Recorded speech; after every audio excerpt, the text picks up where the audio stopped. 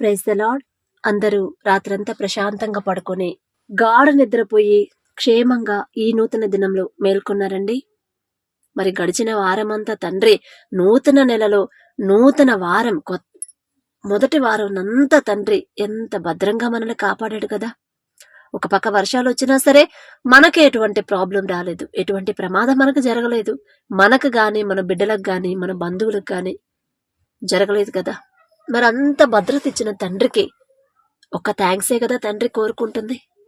అది కూడా ఎందుకంటే నన్ను మర్చిపోతే నాకు దూరం అవుతారేమో నా బిడ్డలు అని తండ్రి కోరుకుంటాడే గాని మనం చెప్పే థ్యాంక్స్ వల్ల తండ్రికి వచ్చేది ఏం లేదండి. కానీ తండ్రి చేసిన ఏ ఒక్క మేలు కూడా మనం మర్చిపోకూడదంట.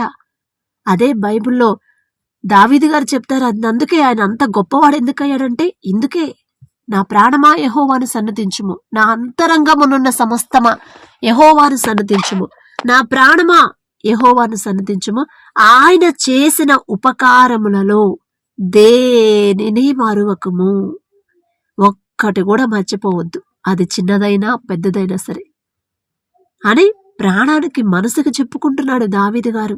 అందుకే మీరు ఖాళీగా ఉన్నప్పుడు దేవుణ్ణి స్తుతించండి. ఒక్కసారి వెనక్కి వెళ్ళండి, మీ బాల్యంలో జరిగిన అక్కడి నుంచి స్టార్ట్ చేయండి.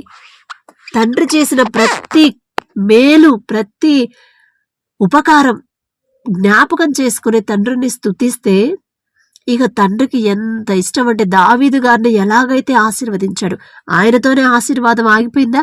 లేదు. ఆయన కడుపును పుట్టిన బిడ్డ సొలొమోనుకి ఆశీర్వాదం, సొలొమోనుకి ఇంకా ఎక్కువ ఆశీర్వదించాడు సొలొమోన్ని. దావీదు గారి భక్తిని బట్టి, ఆయన స్తుతి, ఆయన ప్రవర్తన నచ్చి, ఆయన పద్ధతి నచ్చి దేవుణ్ణి ఆరాధించడం తండ్రికి ఇష్టపడి, అదే నేను చెప్పేది ప్రతిరోజు. అంటే నా మాటలు కాదండి, దేవుని తండ్రి కృపను బట్టే మరి ఎవరు ఏం చేయాలి ఏం చేయకూడదు అనేది తండ్రి మాట్లాడుతున్నాడు కాబట్టి, నా సొంత మాటలైతే కాదండి. మీరు ఇలా నన్ను ఆరాధిస్తే దావీదు చూడండి, మీకు బైబిల్లో రాపిచ్చి పెట్టాను. నన్ను ఆరాధించిన వాళ్ళని, నన్ను సేవించిన వాళ్ళని, నా మీద ఆనుకున్న వాళ్ళని ఇదిగో ఇలా బ్లెస్ చేశాను. అదే పని మీరు చేయండి. మీకు బోల్డ్ అని పనులున్నాయి, 1,00,000 పనులుంటాయి మనకి. వాటి గురించి మీరు ఆలోచించొద్దు, నా వైపే మీరు చూడండి. దావీదు మామూలు మనిషా? ఒక సామాన్యమైన మనలాంటి మనిషా? ఎంత పెద్ద రాజు, అంత పెద్ద సంస్థానానికి రాజు. అయినా సరే రోజులో 7 మారులని రాశారే గాని అసలు ఏ పని చేసినా దావీదుకి ఆ మనసులో మాత్రం దేవుని మీదే, ఆ ధ్యాసంతా దేవుని మీదే ఉండుండిద్ది. అందుకని మనం ఏ పని చేస్తున్నా తండ్రిని ఆరాధించాలి. ఏ పని ఎంత బిజీగా ఉన్నా మన మనసు దేవుని మీదే ఉండాలి. అక్కడ అంతా కొట్టుకుంటే, అంత గొడవలు అవుతున్నా కూడా మన మనసు తండ్రి మీద ఉండాలి. మన మనసు తండ్రి మీద ఉంటే మనం అనుకుంటాం, అరే గొడవ ఆపితే బాగుండు, యేసయ్యా ఒక్కసారి గొడవ ఆపండి అయ్యా అని మనం మనసులో అనుకుంటే చాలు, ఖచ్చితంగా ఆపేస్తాడు తండ్రి. ఎందుకంటే మనం గొడవ గురించి ఆలోచించట్లా, దేవుని గురించి ఆలోచిస్తున్నాం. ఎదుటి వాళ్ళు కష్టంలో ఉన్నారు, కష్టపడుతున్నారు. ఇప్పుడు మాకు రీసెంట్ గానే ఇంటి ఎదురు ఒక ఆమె ఉండిద్దండి, వాళ్ళు అన్యులు, విగ్రహారాధికులు. అయితే వాళ్ళ అమ్మాయి వాళ్ళ మాట వినట్లేదని చాలా పాపం 2-3 సార్లు నాతో చెప్పి బాధపడింది. ఇక నీళ్ళు ఒక్కటే కళ్ళలో నీళ్లు వచ్చి ఆగిపోయాయి కిందకి రాకుండా. అంటే ఎంత బాధపడి ఉండిద్దు. అంటే ఊరికే ఇంటి ఎదురు వాళ్ళతో అలా మాట్లాడుతూ ఉంటాం కదా. మనం క్రైస్తవులం అయినా సరే పక్కింటి పొరుగు వాళ్ళతో మనం ప్రేమగా ఉండాలిగా. మాట్లాడితే ఆ ప్రేమను బట్టి, చనువును బట్టి చెప్పేది వాళ్ళ ఇంట్లో ఫ్యామిలీ ప్రాబ్లమ్స్ అని షేర్ చేసుకుంటారు. ఆమె పెద్ద ఆమె నాకన్నా. ఇట్లా పిల్ల పెళ్లి చేయాలమ్మా, అసలు మాట వినట్లేదు, నా ఇష్టం వచ్చినట్టు చేసుకుంటా, మీరెవరు నా చెప్పడానికి అని అట్లా చెప్తుందంట అని పాప 2-3 సార్లు బాధపడింది. ఇక మనం వెళ్ళి వాళ్ళతో మాట్లాడే పరిస్థితే కాదు. నాకు తెలుసులే అమ్మా, నువ్వేది నాకు చెప్పేది అందనుకో, మనం ఏం చేయాలి? అందుకని తండ్రి వైపు నేను ఇల్లు ఉడిచేటప్పుడు కూడా ఆమె కళ్ళలో నీళ్లు గుర్తొస్తాయి. అరే వాళ్ళు సంతోషంగా ఉంటే కదా మనం హ్యాపీగా ఉండేది. వాళ్ళు మేబీ దేవుడి ప్రేమ వాళ్ళకి తెలియకపోవచ్చు, కానీ మనం పొరుగు వారితో కూడా సంతోషంగా ప్రేమగా ఉండాలి కదా. వాళ్ళు అట్లా బాధలో ఉన్నారు, అయ్యా ఒక్కసారి ఆమెతో మాట్లాడండి, వాళ్ళ బిడ్డ మనసు మార్చండి, ప్రేమగా ఉండాలి, వాళ్ళ తల్లిదండ్రుల మాటకు లోబడేలా ఆమె మనసు మార్చండి అని నాకు తెలియకుండానే అడిగాను. ప్రార్థనలో అడిగానో లేదో తెలీదు, పని చేసుకునేటప్పుడు మాత్రం ఆలోచనలో ఇదే ఆలోచన వచ్చేది. పాపం ఏడుస్తుంది, అది నాకెందుకో నచ్చలేదు, ఆమె అట్లా బాధపడతాం, సంతోషంగా ఉండాలి అని ఇదే ఒక 4 రోజులు అలా అనుకున్నానండి. అసలు నిజంగా తండ్రి మన మనసులో ఉన్నది కూడా తండ్రికి తెలుసు కాబట్టి ఇప్పుడు వాళ్ళు సమాధానంగా ఉంటున్నారు. ఆ పిల్ల పెళ్లికి ఒప్పుకుందంట, మీ ఇష్టం, మీరెవరిని చూపిస్తే వాళ్ళని చేసుకుంటారు, రెడీగా ఉంది. అసలు ఇప్పుడు ఒక 15 రోజుల్లోనే మార్చేశాడు తండ్రి ఆ పరిస్థితి. ఎందుకు మార్చాడంటే మనం దేవుడి మీద ఆనుకున్నాం కాబట్టి. ఎందుకంటే నాకు తెలుసు, నేను వెళ్ళి ఆమెను కూర్చోబెట్టి, వాళ్ళ కూతుర్ని కూర్చోబెట్టి, అట్లా కాదమ్మా, తల్లిదండ్రుల మాట వినాలి, ఇదిగో ఇట్లా ఉంది అట్లా ఉంది నేను ఎక్స్ప్లెయిన్ చేసినా ఆమెకు అర్థం కాకపోవచ్చు, మాట లెక్క చేయదు. వాళ్ళ అమ్మ మాటే, అమ్మ నాన్న మాటే వినపిల్ల, మన మాట వినిద్దా? ఎదురు వాళ్ళ మాట? పోనీ మనమైన బంధువులమా? కాదు. కానీ మన ఆశ ఏంటంటే వాళ్ళు సంతోషంగా ఉండాలి, వాళ్ళ బిడ్డలు ఆమె తల్లిదండ్రులకి లోబడాలి, ఆ తల్లిదండ్రులు వాళ్ళ కన్నీళ్లు కార్చకూడదు, సంతోషంగా ఉండాలి అని మనస్ఫూర్తిగా మనసులో అనిపించేలా తండ్రి చేశాడు. దేవునికి ఆ ఆలోచన కూడా తండ్రికి నచ్చింది.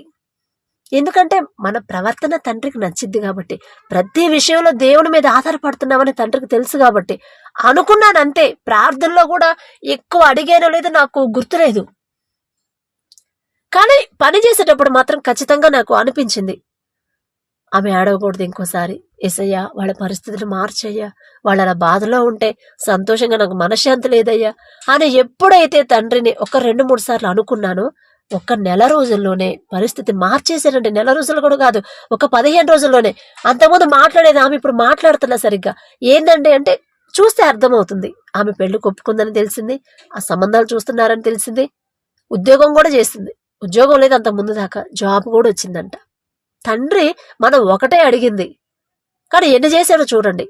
అందుకే ప్రతి విషయానికి మన మనసు అనేది దేవుని వైపు ఆనుకోవాలి, తండ్రి వైపు మనం చూడాలి. మన ఎదుట, మన కళ్ళ ముందు ఏదైనా ఘోరం జరుగుతుంది, అయ్యో తండ్రి నేనైతే ఆపలేను, నాకంత బలం లేదు, అంత ధైర్యం లేదు, కానీ మీరు మాత్రమే ఆపగలరు, మీరు మాత్రమే వాళ్ళ పరిస్థితి మార్చగలరు అని మనం మనస్ఫూర్తిగా కోరుకుంటే, వాళ్ళు అన్యులైనా, విగ్రహారాధన చేసే వాళ్ళైనా, ఎవరైనా సరే వాళ్ళ మార్పు అనేది మనం కోరుకుంటున్నాం కాబట్టి మన మీద ఉన్న ప్రేమను బట్టి తండ్రి వాళ్ళ వైపు చూస్తాడు. అందుకనే మన మనసు ఆయన చేసిన ప్రతి కార్యం, ప్రతి మేలు కూడా మనం మర్చిపోకూడదు. దావీదుని అంత బ్లెస్ చేసింది ఎందుకంటే ఇందుకే. ప్రతి విషయం అసలు ఏది మర్చిపోలేదు. మీరు కీర్తనలు చదవండి, ఎన్ని కీర్తనలు చదివినా ఇదే ఉండిద్ది. ఆయన చేసిన పనులకి ఆయన ఎలా స్తుతిస్తున్నాడు ప్రతిరోజు, ఒక రోజు కాదు, 2 రోజులు కాదు, ప్రతిరోజు. దావీదుని బట్టి దావీదు బిడ్డలు ఆశీర్వదించాడు. అసలు ప్రపంచంలోనే అంత తెలివిగలవాడు లేడంటే సొలొమోను. ఇక దేవుడు ఎంత బ్లెస్ చేసి ఉంటాడు, ఎంత హెచ్చించాడు. ఎందుకు హెచ్చించాడంటే కేవలం దావీదు మనస్ఫూర్తిగా ఆయన బాల్యంలో జరిగిన విషయాలు కూడా గుర్తు చేసుకుని, అంత గొప్ప రాజు సీట్లో కూర్చోబెట్టిన, సింహాసనంలో కూర్చోబెట్టిన గర్వం అనేది లేకుండా, ఆయన బాల్యంలో కూడా తండ్రి ఎలా సహాయం చేసిన అవన్నీ గుర్తు చేసుకొని దేవుని స్తుతించాడు మనస్ఫూర్తిగా. అందుకనే తండ్రి అంత హెచ్చించాడు. అదే మీరు చెయ్యండి, మీరు చేయడం స్టార్ట్ చేయండి. ఇక బ్లెస్సింగ్స్ మనం ప్రత్యేకంగా అడగక్కర్లేదు, అవే వస్తాయి. సమస్యల గురించి మనం ప్రత్యేకంగా తండ్రికి చెప్పక్కర్లా, ఖచ్చితంగా తీరిపోతాయి. దేవుని స్తుతించండి, మీ మనసు, మైండ్ అంతా దేవుడి మీదే ఉండాలి. ఆయన వైపు ఉంటేనే మనం మనసులు అనుకున్నవి కూడా నెరవేరుస్తాడు తండ్రి. మన కళ్ళతో మనమే చూస్తాం. నేను చూస్తున్నానండి ఇప్పుడు నా కళ్ళతో, ఇంటెదురు. చాలా నిజంగా ఆమె పెళ్లికి ఒప్పుకుంది, అసలు అదే సంతోషం. 2 నెలల నుంచి వాళ్ళకి ఏడుపు. మళ్ళీ మంచి ఎడ్యుకేటర్స్, మంచి జాబ్ చేసేవాళ్ళు, పిల్ల మాట వినట్లేదు. ఎంత నరకం అసలు అది. నలుగురికి చెప్పేవాళ్ళు, ఆయన కింద 10 మంది పనిచేస్తారు ఆ సార్ కింద, కానీ కూతురు మాట వినట్లా. జస్ట్ అనుకున్నాను అంతే. అంటే నా గొప్పతనం కాదు, తండ్రి ప్రేమ ఎలాంటిది అనేది మీకు తెలియాలి. మనసులో అనుకున్నాను, వాళ్ళు అలా ఉంటే, వాళ్ళు అలా బాధపడతాం, నాకు నచ్చట్లేదయ్యా, నాకు ఇష్టం కలగట్లేదు, నాకు బాధగా ఉంది, సంతోషంగా ఉండాలయ్యా, సమాధానంగా ఉండాలి అని అదే ఆలోచిస్తా ఉంటే ఖచ్చితంగా తండ్రి ఆలోచన ఎరిగినవాడు కదా, మార్చేశాడు. 15 రోజుల్లోనే మార్చేశాడు ఆ మనసు. అంత శక్తి గల తండ్రి మన యేసయ్య. అందుకే ప్రతి విషయంలో ఎంత పెద్ద సమస్య వచ్చినా భయపడొద్దు, దేవుని వైపే చూడండి, దేవుని వైపే చూడండి అని చెప్పేది. మరి ఉద్యోగాల కోసం ట్రై చేస్తున్నారు, మరి ఎవరెవరు ఉద్యోగం కోసం ట్రై చేస్తున్నారు? మీరు రోజు ప్రార్థన చేసుకుంటూ ఉండుండొచ్చు, అయినా జాబ్ రావట్లేదు. అయితే ఒకప్పుడు నేను కూడా మీ ప్లేస్లోనే ఉన్నాను, ఉద్యోగం లేదు, 4-5 ఇంటర్వ్యూలకు వెళ్ళినా జాబ్ రాలేదు. తర్వాత ప్రార్థన మారిపోయింది. నాకు ఉద్యోగం రావాలి, నాకు ఆ కంపెనీలో, నాకు ఈ కంపెనీలో అని చేసుకున్నానేమో. తర్వాత నేను ఎలా చేసుకున్నానంటే, అయ్యా నా తెలివి, నా సొంత తెలివితో నేను ఉద్యోగం నాకొద్దు, నా సొంతంగా చూసుకునే ఉద్యోగం నాకొద్దు, మీరు చూపిస్తేనే, మీరు చూపించేస్తేనే నాకు ఉద్యోగం కావాలి, మీరు చూపించిందే నేను ఇష్టపడాలి, మీరే నాకు ఉద్యోగం చూపించండి తెల్లారి కల్లా అని ఎప్పుడైతే దేవుని వైపు చూశానో, నెక్స్ట్ డే మార్నింగే ఇదిగో ఇంటర్వ్యూలు జరుగుతున్నాయి పలానా చోట, మీరు రండి 10 వచ్చి రండి అని స్క్రోలింగ్ వేశారు. స్క్రోలింగ్ నంబర్ పట్టుకొని ఫోన్ చేస్తే ఇంటర్వ్యూకి రమ్మన్నారు. ఇంటర్వ్యూకి వెళ్ళాను, దేవుని కృపను బట్టి సెలెక్ట్ చేశాడు. అది కూడా నాకు ఇష్టమైన న్యూస్ రీడింగ్ ఉద్యోగం. అందుకని మనం ఇష్టపడే ఉద్యోగం మనకు నచ్చిన కంపెనీలో రావాలంటే మన తెలివితేటల మీద ఆధారపడొద్దు, దేవుని వైపు చూస్తేనే మీకు ఉద్యోగం వచ్చింది. కాబట్టి కళ్ళు మూసుకోండి, దేవుని సహాయం అడుగుదాం, ఆయన మీద వేసేద్దాం అన్ని. ఇక మనకే బాధ లేదు, ఏ టెన్షన్ వద్దు, దేవుడి మీద వేసేద్దాం. దయచేసి అందరు కళ్ళు మూసుకోండి. కృపగల దేవా మీకే స్తోత్రం, రాజాది రాజా మీకు స్తోత్రం, దేవాతి దేవా మీకే స్తోత్రం నా తండ్రి. మరి గడిచిన రాత్రంతా ప్రభా మేము ప్రశాంతంగా పడుకొని ఈ నూతన దినంలో మేము క్షేమంగా మేల్కొన్నామంటే అది మా గొప్పతనం కాదయ్యా, కేవలం కేవలం కేవలం మీ దయ, మీ జాలి, మీ కరుణ, మీ రక్షణ కంచె మా చుట్టూ, ఎటువంటి అర్హత లేని మా చుట్టూ ఉంచబట్టే నా ప్రభా. ఎందుకయ్యా యేసయ్యా మా పైన ఇంత ప్రేమ ఎందుకు? మాకన్నా గొప్ప గొప్ప వాళ్ళు ఎంతో మంది మరణించారు అని ఎన్నో వార్తలు మా కళ్ళతో మేము చూస్తున్నాం. అయినా సరే మేము క్షేమంగా ఉన్నామంటే అది మా గొప్పతనం కాదు తండ్రి, కేవలం మీ కృప. ఏమిచ్చి మీ రుణం తీర్చుకోగలం తండ్రి? ఏమి ఇవ్వగలమయ్యా? మీరు చేసిన మేలులకి మేమేమి ఇవ్వగలం నా తండ్రి?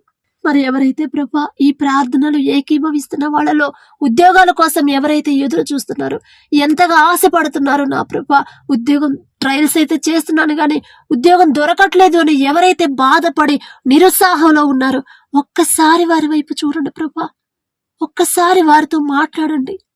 వారికి ఎలా అడగాలి, అసలు మిమ్మల్ని దేని గురించి అడగాలో కూడా తెలియని పరిస్థితిలో ఉన్నారేమో. వాళ్ళ సొంత తెలివి, వాళ్ళ సొంత జ్ఞానం, వాళ్ళకున్న సర్టిఫికెట్ల మీదే, వాళ్ళకున్న డిగ్రీల మీదే వాళ్ళు ఆధారపడి ఇప్పటిదాకా ఉద్యోగాల కోసం వెతికారేమో. అలా కాదమ్మా, నా వైపు చూడండి, నా మీద ఆధారపడండి, నా సహాయాన్ని అడగండి, నేను మీకు చూపిస్తాను ఉద్యోగం అని మీరు మాట్లాడుతున్నందుకు మాతో మీకే స్తుతి స్తోత్రం ప్రభా. ప్రతి ఒక్కరు ఎవరైతే నా తండ్రి ఈ ప్రార్థనలో ఏకీభవిస్తున్న వారు, ఎవరెవరైతే ఉద్యోగాల కోసం సర్చింగ్ లో ఉన్నారు, వారి మనసు, వారి ధ్యాస అంతా మీ వైపు తిప్పండి. ఇక ఏ ఉద్యోగం నాకొద్దు తండ్రి, నేను నా అంతటా నేను చూసుకోను, ఉద్యోగం చూసుకున్న నా అంతటా నేను చూసుకున్నది నేను హ్యాపీగా చేయలేను, కానీ మీరు చూపిస్తేనే ఉద్యోగం. మీరే నా తండ్రి మాకు తోడుగా ఉండి ఏ ఉద్యోగం చేయాలో మీరు మాకు ఉద్యోగం చూపించండి. మీరు చూపిస్తుందే నేను చేస్తాను, లేకపోతే నాకొద్దు. నా సొంత తెలివి, నా సొంత జ్ఞానం మీద వచ్చే ఉద్యోగం నాకొద్దు, మీరే చూపించాలి నాకు. మీరిస్తేనే నాకు ఉద్యోగం వచ్చింది. ఈ మనుషుల మీద నేను ఆధారపడను, నా డిగ్రీలు, నా సొంత తెలివి మీద నేను ఆధారపడను. ఇప్పటి వరకు అదే పిచ్చి పని చేసి మోసపోయాను, నిరుత్సాహపడిపోతున్నాను, అలసిపోయాను. ఇప్పటి నుంచి, ఈ రోజు నుంచి నా ప్రభా నాకొద్దు, నా సొంత తెలివి మీద వచ్చే ఉద్యోగం నాకొద్దు, మీ నుంచే నాకు రావాలి. మీరు ఏర్పాటు చేసిన ఉద్యోగమే నాకు రావాలి, మీరు చూపించిన ఉద్యోగమే నేను చేసేలా నా మనసు మార్చండి. మీ వైపే మీకే అప్పగిస్తున్నాను. నన్ను చదివించింది మీరే, ఇక్కడ దాకా తీసుకొచ్చింది మీరే, ఇంత బ్లెస్ చేసింది మీరే. అందుకే ఉద్యోగం కూడా మీరే చూపించాలి.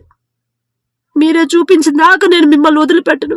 మీ పాదాలు పట్టుకునే అర్హత నాకు లేదు. అయినా సరే నా తండ్రి, మీరు తప్ప నాకు ఇంకెవరొద్దు, ఏ రికమెండేషన్ నాకొద్దు, ఎవరి ఫోన్ చేసి మాట్లాడి ఎవ్వరు నాకొద్దు.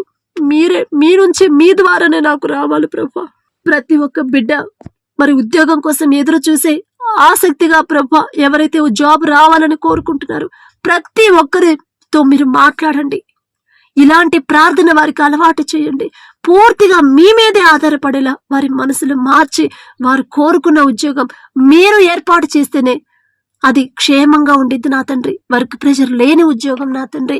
మీ వైపే దృష్టి పెట్టి ప్రతి ఒక్కరూ మీ వైపు తిరిగేలా వాళ్ళ మనసులు మార్చి మంచి ఉద్యోగాలు మీరు ఏర్పాటు చేసి బిడ్డలకు ఇవ్వబోతున్నందుకు, ఇచ్చినందుకు మీకే స్తుతి స్తోత్రాలు చెల్లించుకుంటూ మరి ఈ దినమంతా మీకు మీ మనసు నొచ్చుకునేలా, మీరు బాధపడేలా మేము ప్రవర్తించకుండా, మాట్లాడకుండా, మా తోటి వారితో మేము గొడవలు లేకుండా సామరస్యంగా నా తండ్రి అందరితో సాత్వికమైన మనసు మీరు మాకు ఇవ్వమని, అందరితో ప్రేమగా ఉండేలా మీ ప్రేమ మాలో కనిపించాలి ప్రతి ఒక్కరికి. అలా మా జీవితాలు మార్చమని, మీ వైపు ప్రతి ఎన్ని సమస్యలు, ఎన్ని శోధనలు వచ్చినా మా ధ్యాస అంతా మీ వైపు చూస్తా సంతోషించే హృదయాన్ని మీరు మాకు ఇవ్వమని అడిగే అర్హత, పొందుకునే అర్హత లేని వాళ్ళం అయినా సరే యేసు నామంలో అడుగుచున్నాము తండ్రి. ఆమేన్.